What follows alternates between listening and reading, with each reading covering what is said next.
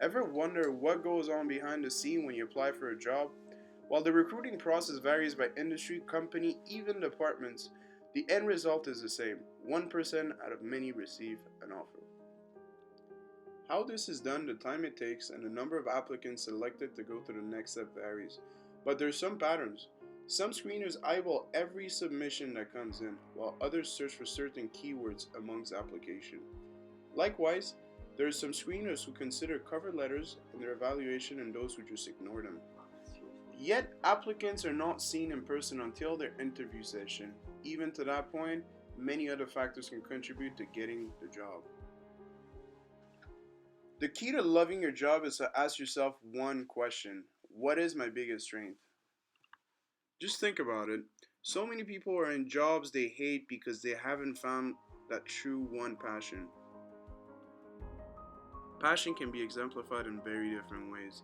Now, the reason why we say this is because you have to understand that passion comes with your ability to express it in a proper manner. We're looking at two different candidates that are looking to get a job. Now, whether one wants to be there and the other don't, that is a question we can only ask ourselves while looking at this video. Today we'll exemplify what is the good way to go to a job interview and the way you should address your job.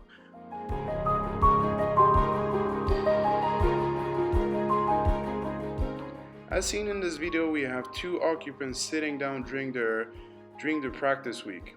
One is very occupied, trying to do a very good job, listening, taking phone calls, while the other one is just not there.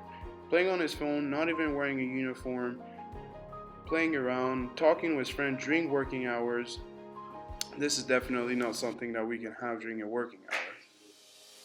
During the practice week, it is very important to show good response to the client, giving a small smile, looking at the client, giving eye contact, giving the food properly is very important. While on the other hand, touching the food, smelling the food, touching the client, not giving the food on time is obviously something that is very disrespectful, not only to the client, but the establishment you're working for.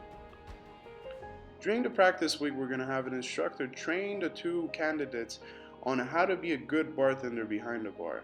Over here, we're going to see the two candidates experience a few things behind the bar, while one is trying to do a good job and the other one is clearly outside the job.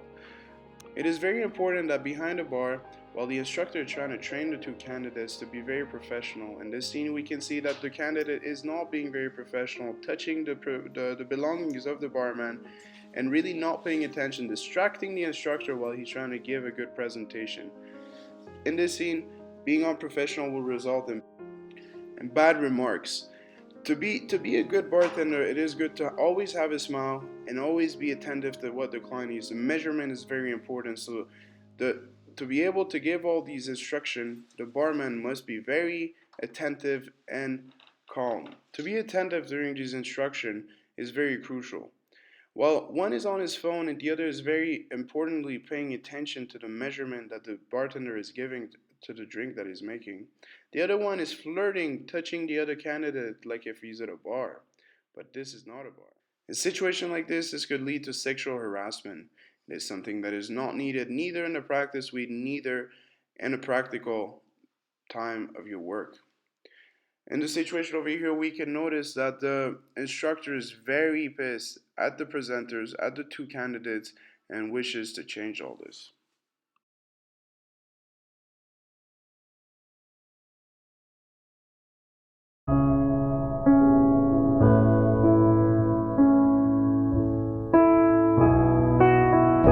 Did I disappoint you or let you down?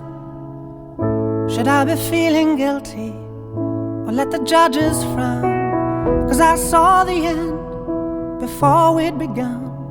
Yes, I saw you were blinded and I knew I had won. So I took what's mine by eternal right, took your soul out into the night. It may be hard